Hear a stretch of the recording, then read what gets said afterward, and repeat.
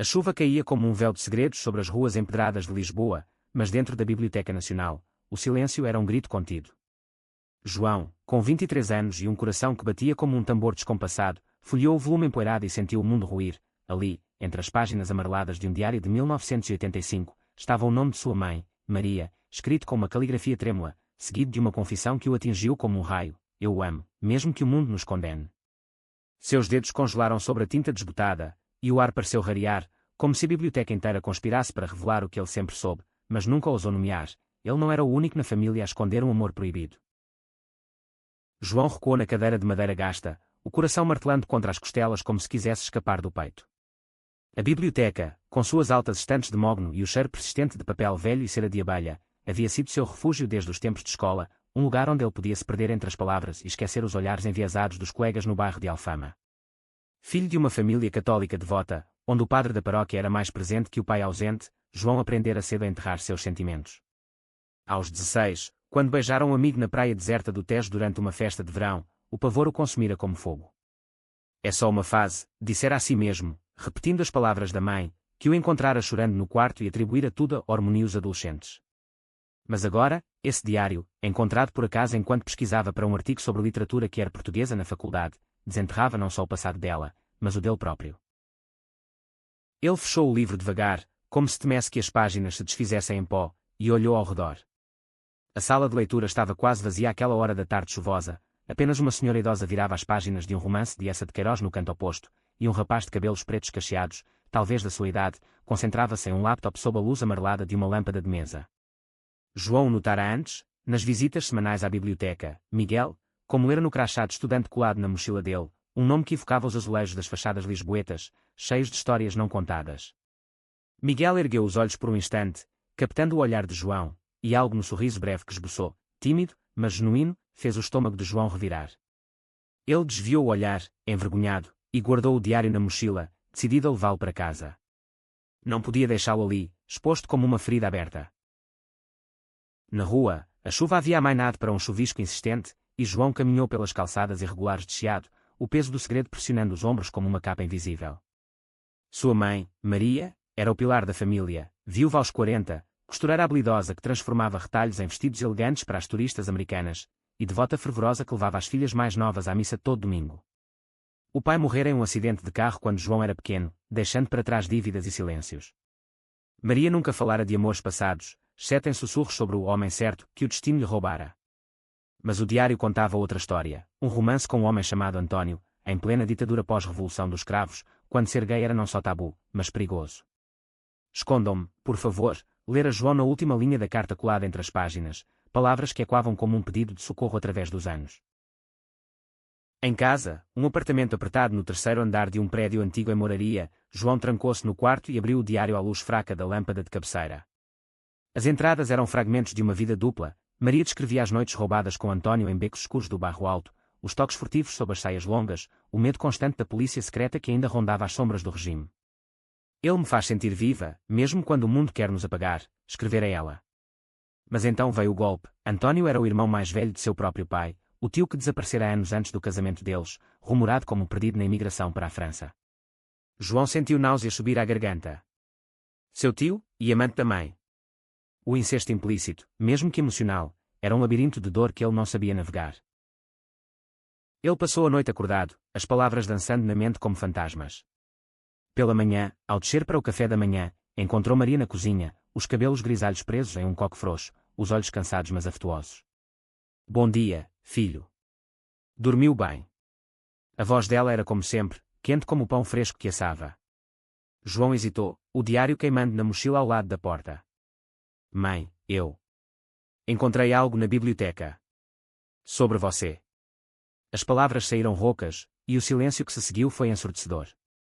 Maria parou, a colher de pau congelada no ar, e por um instante, João viu o pavor nos olhos dela, o mesmo que ele sentia toda vez que um estranho o olhava por tempo demais na rua.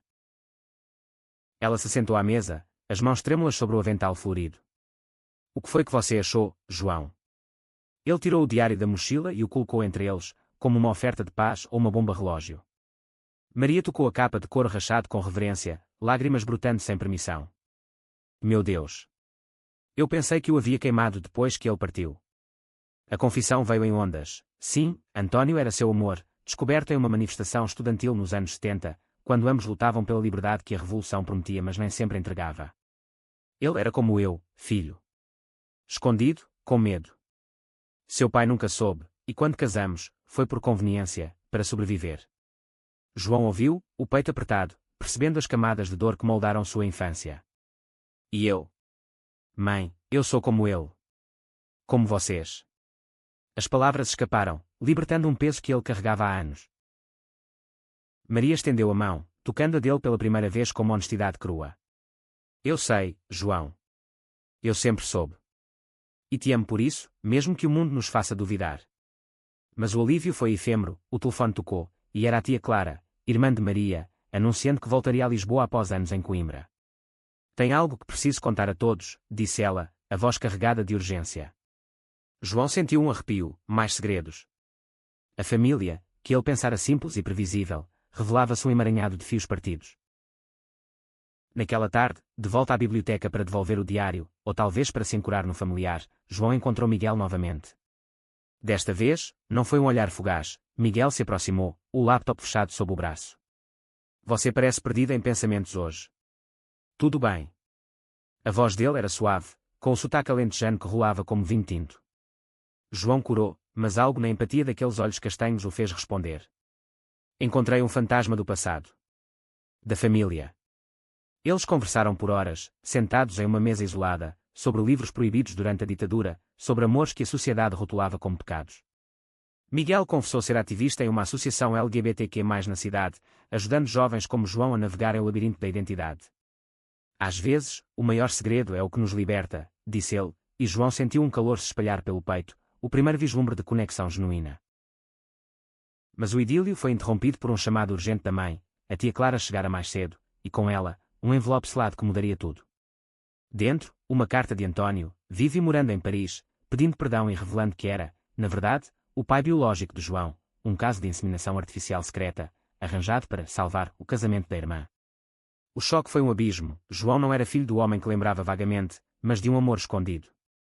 A família explodiu em acusações. Clara, furiosa por ter sido mantida no escuro, Maria, defendendo-se com lágrimas, e João, no centro, sentindo-se como um peão em um jogo cruel. Enquanto a chuva voltava a cair, forte e impiedosa, João fugiu para as ruas, o coração em frangalhos. Ele correu até o mirador de Santa Catarina, onde o Tejo se estendia como um espelho quebrado sob as luzes da cidade. Lá, encontrou Miguel por acaso, ou destino. Que o abraçou sem perguntas, o corpo firme contra o seu em um gesto de puro afeto. Deixe-me te esconder, por favor, murmurou Miguel, e quando as palavras do diário. Naquele momento, sob o céu carregado, João soube que o segredo não era uma prisão, mas uma ponte para algo novo. Os dias seguintes foram um turbilhão de confrontos. A família se reuniu na casa apertada, as vozes ecoando pelas paredes finas como tiros em uma batalha verbal. Clara exigia explicações, acusando Maria de egoísmo por arriscar a reputação de todos. E o João? Como ele vai lidar com isso? Um bastardo de um pecado. As palavras cortaram como lâminas, e João, pela primeira vez, ergueu a voz. Eu não sou um pecado, tia. Sou o que restou de um amor que vocês todos fingiram não existir. O silêncio que se seguiu foi pesado, quebrado apenas pelo choro das irmãs mais novas, confusas e assustadas. Maria, exausta mas resoluta, contou tudo, o encontro com António em uma livraria clandestina, as noites de paixão roubadas em hotéis baratos, o medo da PIDE que os forçava a se esconder. Eu o perdi para a França porque ele não aguentava mais as mentiras. E quando engravidei de você, João, foi um milagre e uma maldição, um pedaço dele que eu poderia manter sem perder tudo.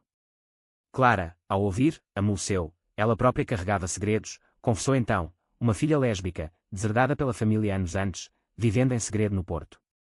Eu fui cúmplice do silêncio porque temia o mesmo julgamento, admitiu, e as lágrimas uniram as irmãs em um abraço frágil. João, tocado pela vulnerabilidade coletiva, convidou Miguel para a reunião familiar, um ato de coragem que o aterrorizava. Quando ele chegou, com um buquê de flores silvestres do mercado da Ribeira, a tensão no ar era palpável. As irmãs o olharam com curiosidade mista à desconfiança, mas Maria sorriu, vendo nos olhos do rapaz o reflexo do que perdera. Obrigada por vir, disse ela, e a conversa fluiu devagar, de anedotas leves para confissões profundas. Miguel falou de sua própria jornada, rejeitado pelo pai fazendeiro no Alentejo, encontrando refúgio em Lisboa e na luta coletiva. Nós não estamos sozinhos, disse ele, e pela primeira vez, João sentiu a família se expandir, não encolher. Mas o clímax veio em uma carta de Antônio, entregue por um mensageiro anônimo à porta da biblioteca. Ele pedia para ver João, em Paris, antes que fosse tarde, câncer, estágio final. O dilema rasgou a alma de João, perdoar o ausente, ou proteger o frágil equilíbrio que construíra. Miguel o incentivou, vá. Não por ele, mas por você. Para fechar o ciclo. Com o coração dividido, João embarcou no trem para o norte, rumo ao aeroporto, deixando para trás uma mãe que, pela primeira vez, o abraçava como igual. Em Paris, sob o céu cinzento da primavera, João encontrou Antônio em um apartamento modesto nos subúrbios, o homem outrora forte agora frágil como folhas secas. Você é a prova de que o amor sobrevive, sussurrou ele, passando fotos antigas, Maria jovem, rindo em um café do Chiado, ele mesmo, com olhos que João reconhecia nos seus. A conversa foi um rio de arrependimentos e gratidões, Antônio explicara a partida como salvação, não abandono, e pediu perdão pela ausência. Eu te escondi para te proteger, mas falhei em te amar abertamente. João chorou, perdoando não por obrigação, mas por libertação, e voltou a Lisboa com uma carta de despedida que leria em voz alta para a família. O retorno foi um renascimento. A família, fortalecida pelas verdades expostas, organizou uma vigília silenciosa pela alma de Antônio, acendendo velas no mirador onde João e Miguel haviam se conectado. Clara trouxe sua filha, Ana, uma mulher de 30 anos com cabelos curtos e um sorriso desafiador, e o círculo se ampliou com abraços hesitantes. João e Miguel, agora inseparáveis, caminharam pelo Tejo ao pôr do sol, mãos dadas sem medo dos olhares. Escondam-nos juntos, brincou João, e Miguel riu, selando o pacto com um beijo casto, cheio de promessas. Meses depois, a biblioteca tornou-se palco de uma exposição, Diários que herda era pós-revolução, curada por João e Miguel. Maria cortou a fita inaugural, os olhos brilhando de orgulho, enquanto Clara e Ana aplaudiam ao lado. O segredo familiar, outrora uma ferida, era agora uma história de resiliência, tecida em fios de amor que desafiavam o tempo e o preconceito. E em noites quietas, quando a chuva voltava a cair, João abria o diário não com tremor, mas com gratidão, pois nele, encontrara não só o passado, mas o futuro que ousava sonhar. A exposição na Biblioteca Nacional de Lisboa era um triunfo modesto, mas para João, representava o ápice de uma jornada que começara com um sussurro em páginas amareladas. As prateleiras, normalmente sentinelas silenciosas, agora exibiam volumes restaurados, cada um contando fragmentos de vidas marginais, cartas de amantes separados pela imigração, poemas rabiscados em guardanapos de cafés proibidos, fotografias desbotadas de casais que se amavam à sombra da opressão. Miguel, ao lado dele, ajustava o último banner, Vozes Escondidas, Amor na Ditadura, seus dedos ágeis contrastando com a ansiedade que ainda apertava o peito de João. Você fez isso acontecer, murmurou Miguel, inclinando-se para roçar o ombro no dele, um gesto sutil que enviava faíscas pela espinha de João. A multidão era eclética, estudantes curiosos da Universidade de Lisboa, ativistas de cabelos tingidos e camisetas com slogans arco-íris, idosos que reconheciam os nomes nas placas e paravam, olhos úmidos, para tocar as vitrines de vidro. Maria circulava entre eles, o vestido azul simples que ela mesma costurara ondulando como ondas do Tejo, respondendo perguntas com a graça de quem sobrevivera a tempestades. Este diário aqui é de uma amiga minha, que se perdeu para o silêncio, dizia ela, e João observava, maravilhado, como a mulher que o criara, outrora prisioneira de seus próprios medos, agora se erguia como farol. Clara e Ana estavam ali também, a tia com os braços cruzados em uma postura defensiva que aos poucos se desfazia, a prima com um braço protetor ao redor dos ombros de uma namorada tímida, recém-apresentada à família. O discurso de abertura coube a João, e ele subiu ao púlpito improvisado com as pernas bambas, o microfone frio contra a palma suada. Esta exposição não é sobre heróis ou mártires, começou, a voz ganhando força à medida que as palavras fluíam. É sobre as pessoas comuns que amaram apesar de tudo, apesar dos olhares, das leis, dos silêncios impostos. Meu tio Antônio, que partiu sem adeus, escreveu, o amor não se esconde, ele apenas espera o momento certo para brilhar. Hoje, honramos esses momentos. Aplausos irromperam, mas para João, o verdadeiro eco era o de Miguel, que piscava do canto da sala, orgulhoso e amoroso. Após o evento, o grupo se reuniu em um tasco escondido no bairro alto, onde o fado ecoava suave das caixas de som antigas, misturando-se ao tilintar de copos de vinho verde. Maria ergueu o dela em um brinde, pelo que foi escondido, e pelo que agora vemos à luz. Risadas nervosas preencheram o ar, e Ana contou histórias de sua vida no Porto, fugas noturnas para bares underground, amizades forjadas em manifestações contra a discriminação. Eu invejava as histórias de amor hétero nas novelas, confessou, mas aprendi que o nosso é mais real, porque é conquistado. João assentiu, sentindo o peso da própria jornada, os anos fingindo interesse em garotas da escola, os beijos roubados em festas que terminavam em pânico, a solidão que o levara à biblioteca como um náufrago à costa. Miguel, sentado ao seu lado, entrelaçou os dedos sob a mesa, um gesto que ancorava João à realidade.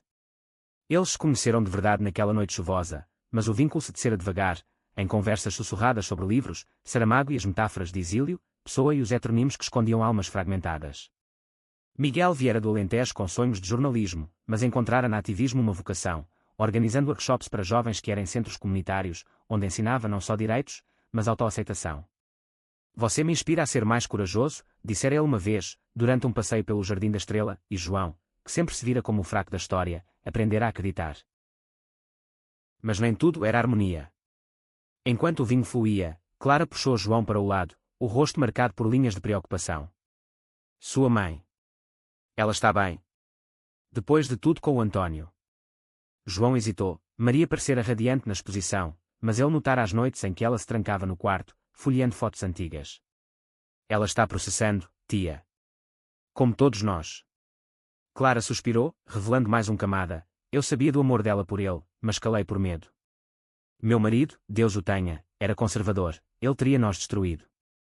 A confissão uniu-os em uma cumplicidade nova, e João abraçou a tia, sentindo as barreiras familiares se dissolverem como neve ao sol.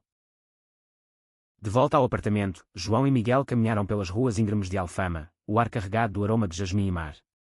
E agora? Perguntou Miguel, parando sob um lampião que lançava sombras dançantes nas paredes caiadas.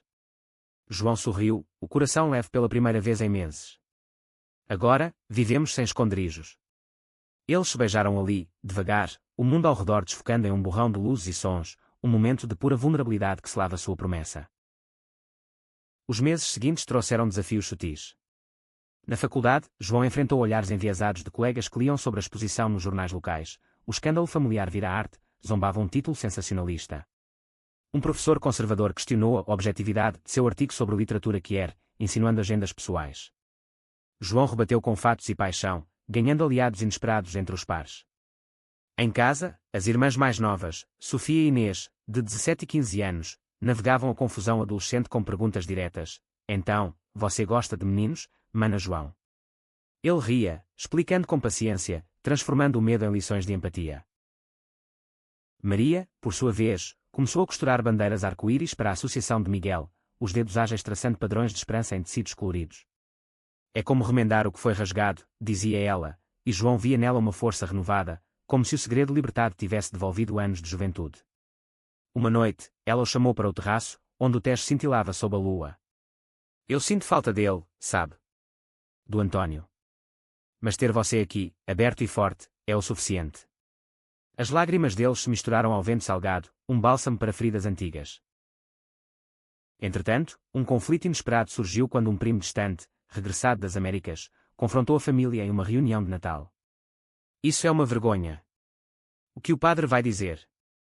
As palavras reacenderam velhas chamas, e João, farto de concessões, declarou: a vergonha é o silêncio que nos matou por gerações. O primo partiu furioso, mas o incidente fortaleceu os laços restantes, com Clara defendendo João publicamente pela primeira vez. Enquanto isso, o romance com Miguel florescia em gestos cotidianos, cafés partilhados na Confeitaria Nacional, caminhadas pelo aqueduto das Águas Livres ao amanhecer, noites em que liam em voz alta trechos de Memorial do Convento, imaginando-se como personagens em uma epopeia de amor. Mas uma sombra pairava. Miguel recebera uma oferta de emprego em Londres, para um portal de jornalismo investigativo sobre direitos humanos. É uma chance de impacto global, confessou ele uma noite, o rosto iluminado pela tela do laptop. João sentiu o pânico familiar, perda, abandono, mas em vez de recuar, abraçou-o: vá. E eu vou com você, se me quiser. A decisão veio após uma viagem ao Alentejo, terra natal de Miguel, onde João conheceu a mãe dele, uma viúva de mãos calejadas pela lavoura, que o recebeu com pão quente e vinho caseiro. Meu filho fala tanto de você, disse ela, os olhos sábios lendo além das palavras. Ali, sob o céu estrelado das planícies, João entendeu o que era família verdadeira, não sangue, mas escolha. De volta a Lisboa, eles anunciaram a partida para a primavera seguinte. A despedida foi agridoce, Maria chorou, mas sorriu, Clara prometeu visitas, Ana enviou uma playlist de fado que era para a estrada. Na estação de trem, sob a chuva fina que parecia saudade, João e Miguel embarcaram, mãos unidas, prontos para novos horizontes. O diário de Maria viajava na bagagem, um talismã de que o amor, uma vez escondido, agora voava livre. Londres os recebeu com um céu perpétuo de nuvens, um contraste gritante com o azul implacável de Lisboa, mas João encontrou beleza na pressa das ruas de Covent Garden, nos mercados de Camden onde vozes de todos os cantos do mundo se entrelaçavam como fios de um tapete persa. Eles alugaram um flat apertado em Islington, com janelas que davam para um canal sereno, e transformaram-no em ninho, prateleiras improvisadas com livros portugueses, uma bandeira do orgulho pendurada na parede, o aroma de bacalhau assado nos fins de semana para evocar casa. Miguel mergulhou no trabalho, escrevendo reportagens sobre comunidades quer na Europa Oriental, enquanto João, matriculado em um mestrado de literatura comparada na UCL, explorava narrativas de identidade em exílio. As cartas de Maria chegavam quinzenalmente, escritas em papel pautado com a caligrafia familiar, cheias de novidades mundanas, o jardim que plantara com rosas bravas, as aulas de costura que dava a meninas do bairro, o encontro casual com o padre da paróquia, que surpreendentemente perguntara sobre um menino talentoso na biblioteca. Ele disse que a igreja está mudando, devagar, escrevera ela, e João sorria, imaginando o velho clérigo tropeçando em conceitos modernos. Clara enviava fotos, Ana e sua namorada em um piquenique no Porto, as irmãs em uma viagem à Serra da Estrela, sempre com legendas que diziam saudade, mas orgulho. A vida em Londres era um redemoinho de descobertas. João uniu-se a um grupo de leitura que era na livraria Gaze the World, onde debates sobre Maurice de Forster se estendiam até altas horas, e Miguel o arrastava para marchas do período em Trafalgar Square, onde a multidão arco-íris era um bálsamo para almas cansadas de segredos. Mas o saudosismo mordia nas noites frias, quando o vento uivava pelas chaminés e João acordava suando, sonhando com o diário e o rosto esquelético de António. Você está aqui, murmurava Miguel, puxando-o para perto, e João se aninhava, grato pela âncora que ele se tornara. Um conflito inesperado surgiu no trabalho de Miguel. Uma matéria investigativa sobre discriminação em Portugal pós-pandemia o colocava em rota de colisão com ex-colegas conservadores, que o acusavam de agenda ativista em fóruns online. Ameaças anônimas chegaram por e-mail: volte para sua terra e fique quieto, e quando os medos da ditadura que Maria contara. João, vendo o parceiro encolher como uma sombra, insistiu em uma viagem de volta: precisamos enfrentar isso juntos. Eles voaram para Lisboa em dezembro, o ar natal cheirando a castanhas assadas e luzes de Natal piscando nas ruas. A recepção foi um abraço coletivo. Maria preparara um banquete, rabanadas, bacalhau à brás, e a família se reuniu ao redor da mesa, risadas preenchendo os cantos outrora silenciosos. Mas a tensão explodiu quando Miguel leu trechos da matéria para o grupo. O primo distante, convidado por insistência de Clara, interrompeu com veneno: isso é calúnia. Você, um forasteiro, manchando nossa nação. As palavras acenderam uma faísca, e João se levantou, a voz firme: nossa nação é feita de silêncios como o seu, que sufocam a verdade. António morreu sozinho porque de gente como você. O primo saiu batendo a porta, mas o dano estava feito, rachaduras na unidade frágil. Naquela noite, sozinho com Maria no terraço, João desabafou: eu pensei que tínhamos superado isso. Ela o abraçou, o cheiro de lavanda em seus cabelos um conforto atemporal. O preconceito é como o Tejo, filho, corre profundo, mas podemos navegar. Miguel, juntando-se a eles, propôs uma ação, uma live conjunta com a associação, debatendo os temas da matéria. A família apoiou, e o evento, transmitido da biblioteca, atraiu centenas, vozes de apoio inundando os comentários, histórias pessoais de superação compartilhadas em tempo real. O sucesso reacendeu a chama, mas trouxe um custo pessoal. Miguel, exausto das batalhas online, questionou a oferta em Londres: talvez devêssemos ficar aqui, onde podemos mudar as coisas de perto. João, dividido entre ambição acadêmica e raízes, passou noites em claro, pesando o exílio voluntário contra o conforto do conhecido. Uma ligação de Ana resolveu o impasse: vocês são mais fortes juntos, onde quer que seja. Mas lembrem, casa é onde o coração respira livre. Eles decidiram ficar em Londres por mais um ano, mas com viagens frequentes, sendo uma ponte transatlântica de amor e ativismo. Primavera trouxe renovações. João publicou seu primeiro ensaio em uma revista literária portuguesa, Segredos na Estante, Diários Quer e a Memória Coletiva, dedicada a António e Maria. O texto viralizou, levando a convites para palestras em Coimbra e Porto, onde ele falava com a voz trêmula de emoção. Miguel, inspirado, expandiu sua série de reportagens para incluir vozes familiares. Uma entrevista com Maria sobre amor na ditadura tornou-se o destaque, sua coragem quando como um hino. Mas o maior teste veio em junho, quando Maria ligou em pânico, um vizinho conservador, aliado do primo, espalhara rumores sobre a família degenerada, ameaçando a costura dela com boicotes. João e Miguel voaram de volta imediatamente, encontrando a casa sitiada por olhares hostis. A resposta foi coletiva. Clara organizou uma petição na paróquia, Ana trouxe reforços de ativistas do Norte, e as irmãs colaram cartazes de apoio nas portas. Maria, em vez de se esconder, abriu sua loja para um dia de histórias, convidando a comunidade a compartilhar narrativas de aceitação. O evento transformou a inimizade em diálogo, e o vizinho, confrontado por suas próprias filhas recuou envergonhado. Na calmaria que se seguiu, João propôs a Miguel sob as estrelas do Miradouro: casa comigo. Não por lei, mas por nós. O sim veio com lágrimas e um beijo que selava anos de jornada. A família celebrou com uma festa no Tasco do Bairro Alto, fado ao vivo cantando de perdão e renascimento. Enquanto o verão se aproximava, João refletia: o segredo que o quebrara agora o reconstruíra, um mosaico de dor e luz. Com Miguel ao lado, ele sabia que o futuro era um livro aberto, pronto para ser escrito sem medos. O casamento simbólico aconteceu em agosto, no Jardim Botânico de Lisboa, um oásis de folhas verdes e flores exóticas que contrastava com o calor opressivo do estio português. Não houve padre nem alianças de ouro, apenas um círculo de amigos e família sob uma pérgola coberta de glicínias, com o sol filtrando em raios dourados como bênçãos não ditas. Maria oficiou, de improviso, com palavras tecidas de sua própria história: o amor não precisa de selos, ele é o que nos une nas tempestades. João, em uma camisa branca simples, olhou para Miguel, cujos olhos castanhos brilhavam com uma mistura de alegria e incredulidade, e sentiu o peito se expandir, como se todos os esconderijos do passado se dissolvessem no ar perfumado. A celebração se estendeu até o crepúsculo, com mesas improvisadas carregadas de petiscos, pastéis de nata frescos, queijos do Alentejo, vinhos do Douro, e música de um violão dedilhado por um amigo de Ana. Clara dançou com sua filha, os passos hesitantes evoluindo para uma valsa confiante, enquanto Sofia e Inês corriam entre os convidados, rindo de anedotas que outrora seriam tabus. Um primo distante, não o problemático, mas um ramo mais compassivo da árvore familiar, ergueu um brinde, pelo amor que nos ensina a ver além das sombras.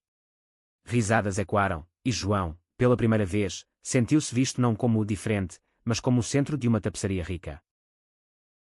Miguel, sussurrando ao ouvido dele durante a dança lenta sob as estrelas emergentes, confessou: eu nunca imaginei isso. Uma família que nos abraça. João apertou sua mão, lembrando as noites solitárias em Alfama, quando o espelho refletia um estranho atormentado por desejos não nomeados. Agora, aquele estranho era um homem pleno, ancorado em um amor que desafiava distâncias e dúvidas. Mas a lua de mel trouxe um teste inesperado.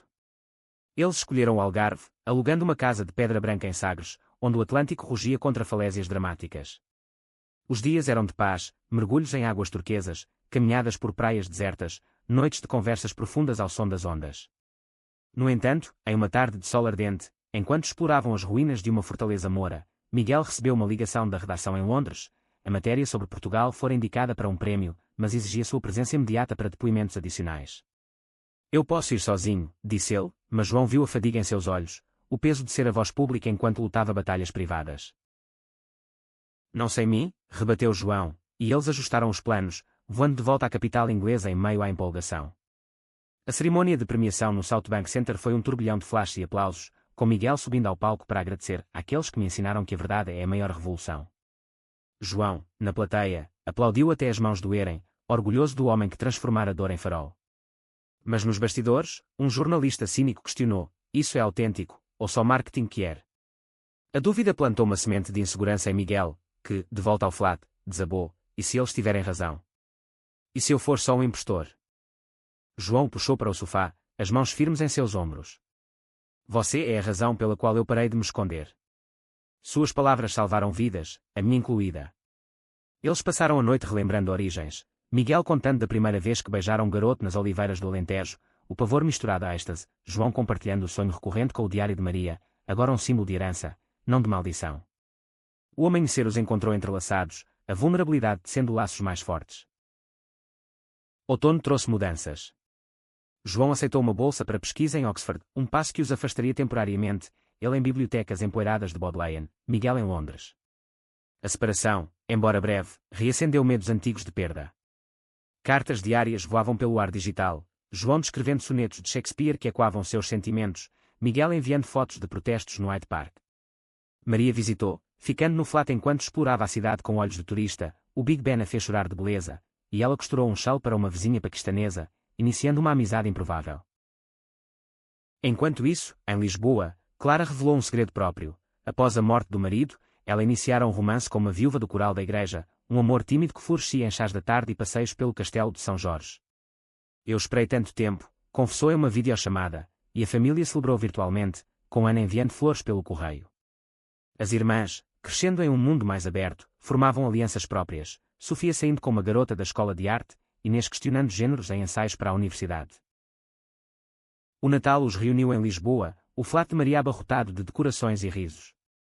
Um presente surpresa veio de Paris, uma edição rara de poesia de António, enviada por um amigo do falecido, com uma nota, para o filho que ele amou à distância. João leu em voz alta, a voz embargada, e o choro coletivo limpou as últimas cinzas do passado. Mas o ano novo trouxe um conflito maior. Miguel foi convidado para um documentário sobre direitos LGBTQ+, na Europa, exigindo viagens extensas, Berlim, Madrid, Istambul.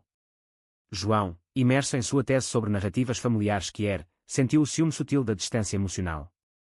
Uma briga explodiu após uma chamada perdida, você está sempre voando, e eu fico aqui, sozinho com fantasmas. Miguel rebateu, estou lutando pelo nosso mundo, pelo que sonhamos. O silêncio que se seguiu foi um abismo, preenchido apenas por mensagens de Maria, o amor verdadeiro perdoa as asas do outro. Eles se reconciliaram em uma escapada a Brighton, caminhando pela praia de Cascalho, o mar cinzento como um espelho de humores. Eu sinto sua falta mesmo estando perto, admitiu João, e Miguel, ajoelhando na areia úmida, prometeu equilíbrio, vamos construir uma vida que nos contenha a ambos. O beijo salgado selou o pacto, e de volta, João integrou elementos da pesquisa de Miguel em sua tese, transformando separação em colaboração. Primavera os viu em uma conferência em Amsterdã, apresentando painéis conjuntos, João sobre literatura, Miguel sobre jornalismo. O feedback foi avassalador, vocês são a ponte entre a arte e a ação. Inspirados, planejaram um podcast, escondidos em voz alta, entrevistas com sobreviventes de opressões começando com Maria.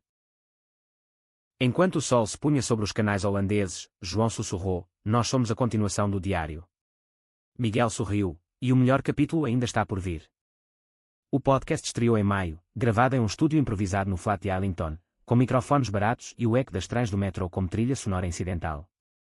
O primeiro episódio, Sombras da Revolução, apresentava Maria via ligação de Lisboa, sua voz rouca carregando o peso de memórias como uma melodia de fado. Eu me escondi por amor, mas o amor me libertou, disse ela, e os ouvintes, inicialmente uma dúzia de amigos, cresceram para milhares em semanas, impulsionados por chares em redes europeias.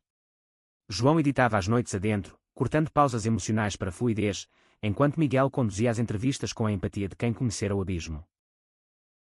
O sucesso trouxe escrutínio. Um blog conservador português os rotulou de propaganda revisionista, questionando a veracidade das histórias de Maria. Ameaças online ressurgiram, e João, revivendo o pânico do primo, sugeriu pausar. Não podemos nos calar agora, argumentou Miguel, olhos flamejantes. Maria, em uma visita surpresa, interveio, deixem que falem.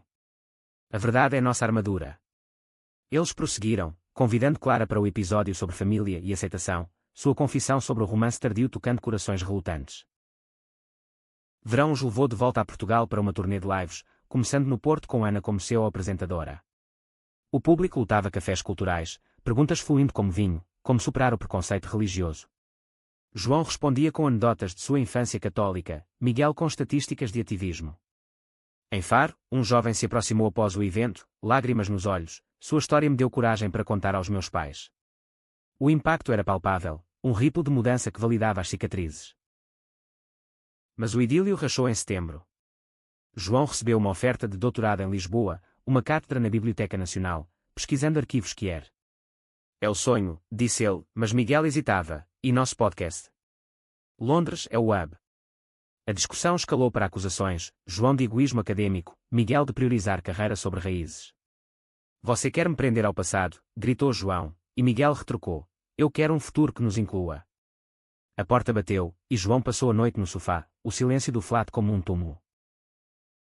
Amanheceu com uma mensagem de Sofia, volta para casa, mano. A família é maior que brigas.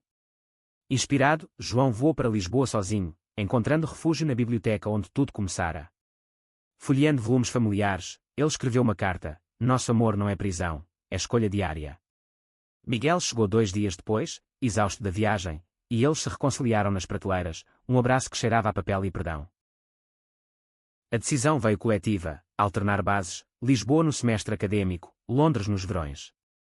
Maria alugou um quarto extra para visitas, transformando-o em estúdio caseiro. O podcast ganhou patrocinadores, uma editora uma marca de vinhos portuguesa, permitindo a expansão. Eles entrevistaram sobreviventes da ditadura espanhola, cruzando fronteiras com histórias paralelas. Outono trouxe luto doce, a morte de um tio-avô, o último guardião de segredos familiares, que em testamento deixou a João uma caixa de cartas de António para Maria, nunca enviadas. Lidas em uma noite chuvosa, revelavam arrependimentos profundos. Eu parti para te proteger, mas te condenei à solidão. João chorou, mas encontrou paz em compartilhar trechos no podcast, humanizando o ausente. Invernos viu em uma colaboração inesperada, um livro gráfico baseado no Diário de Maria, ilustrado por um artista alentejano amigo de Miguel. As prévias vazadas geraram buzz, e o lançamento em Lisboa foi um evento, Maria assinando cópias, João lendo excertos, Miguel moderando que críticos elogiaram, uma ponte emocional entre gerações. Mas um escândalo abalou. Um ex de Miguel, de dias em Londres, postou mentiras online, alegando traição para minar o podcast.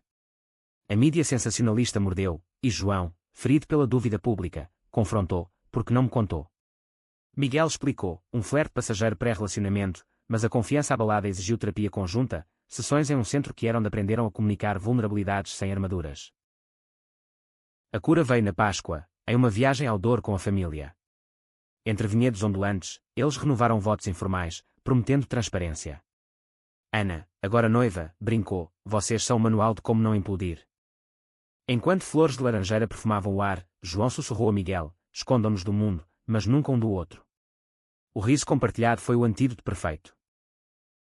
O ano seguinte amanheceu com Momento 1. O livro gráfico, Diário Escondido, tornou-se best-seller em livrarias independentes portuguesas, com traduções para espanhol e inglês no horizonte. João, agora professor assistente na Universidade Nova de Lisboa, incorporava capítulos em aulas sobre literatura contemporânea, alunos debatendo temas de identidade com fervor que o emocionava. Miguel expandiu o podcast para vídeo, filmando em locações históricas, o Rossio para episódios sobre a Revolução, o Chiado para amores urbanos. Patrocínios fluíam, financiando bolsas para jovens ativistas queer. Maria floresceu como coestrela involuntária, sua costura ganhando fama por peças temáticas, vestidos com padrões de diários entrelaçados, exibidos em uma pop-up store no Lisboa Factory. Eu remendo corações agora, brincava ela, e João via o brilho em seus olhos, um eco da juventude roubada. Clara e sua parceira, Isabel, mudaram-se para Lisboa, abrindo um café lésbico em Belém, onde fado suave misturava-se a capucinos. Ana casou-se em uma cerimônia no Porto, com João como padrinho, e as irmãs, agora na faculdade, fundaram um clube queer na escola, desafiando tradições com eventos de spoken word.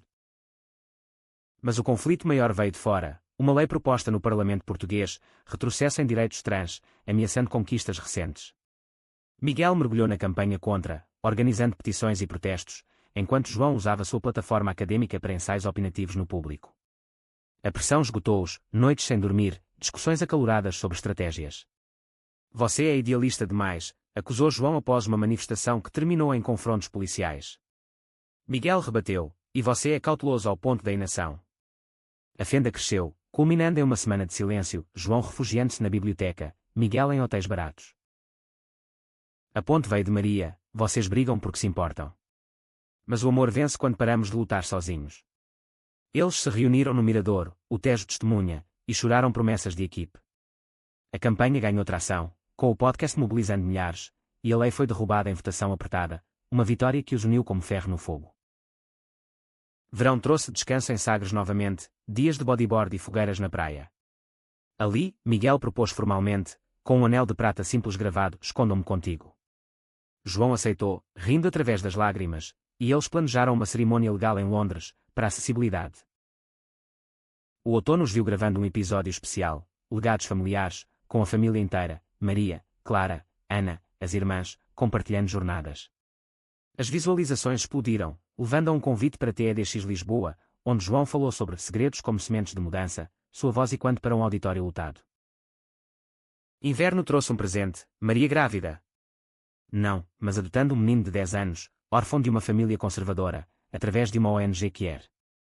Ele precisa de um lar sem esconderijos, explicou, e João, tio instantâneo, abraçou o menino, vendo em seus olhos medrosos um reflexo de si mesmo. O Natal foi caótico e perfeito, com o flat de Maria transbordando de presentes e panetones. O menino, Tomás, desenhou uma capa para o próximo livro do podcast, e as risadas preencheram vazios antigos. Enquanto a neve fina caía em Lisboa, rara e mágica, João e Miguel caminharam pelo Rossio, mãos dadas. Nós sobrevivemos aos segredos, disse João. Miguel sorriu, e agora, criamos os nossos próprios contos. A cerimônia legal em Londres aconteceu em fevereiro, em um cartório discreto perto do Tâmisa, com apenas 10 convidados, amigos ingleses, a família via Zoom de Lisboa. Não houve véus nem buquês, mas votos manuscritos que João leu com a voz embargada. Você me encontrou nas prateleiras da vida e me tirou das sombras. Miguel respondeu com humor alentejano: eu te escondo no meu coração, onde o mundo não entra.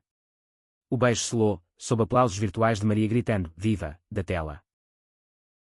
A vida pós-casamento foi uma dança de rotinas compartilhadas, manhãs de café forte e leituras matinais, noites de edição de podcast com vinho tinto. João concluiu sua tese, defendendo-a com distinção, e aceitou uma posição permanente em Lisboa, enquanto Miguel negociou remoto para Londres, equilibrando mundos. O podcast evoluiu para série documental na RTP, Vozes Escondidas, com episódios filmados em arquivos nacionais. O primeiro, sobre Maria e António, ganhou prémios, um íris de jornalismo, e eles doaram os lucros para Abrigos Kier. Maria e Tomás floresceram, o menino, com terapia e amor, abriu-se como uma flor, desenhando ilustrações para o livro de João. Claras Café tornou-se hub comunitário, hospedando noites de poesia lésbica. Ana engravidou via inseminação, planejando uma família arco-íris no Porto. Conflitos menores surgiam, ciúmes de viagens, fadiga de ativismo, mas resolvidos com honestidade, fortalecendo-os. Uma crise veio quando Tomás, aos 11, enfrentou bullying na escola por ter 2 tios gays, e quando dores passadas. João e Miguel visitaram, falando em assembleia escolar, transformando dor em educação. Verão os reuniu todos no Algarve, uma casa alugada à beira-mar para o casamento estendido. Risadas, mergulhos, fogueiras contaram histórias, de segredos a celebrações. Tomás perguntou, por que esconderam tanto? Maria respondeu, porque o amor era novo, como você. Mas agora, brilha. Outono trouxe o lançamento do livro de João, Herdeiros Invisíveis, uma coleção de ensaios sobre famílias Kier portuguesas. Assinaturas esgotaram, e uma turnê incluiu palestras em Madrid e Berlim, com Miguel como âncora moral. Inverno fechou o ciclo, uma carta anônima de um ouvinte, filho de António por outra relação, buscando conexão. João o convidou para Lisboa, e o encontro, lágrimas, abraços, expandiu a família mais uma vez.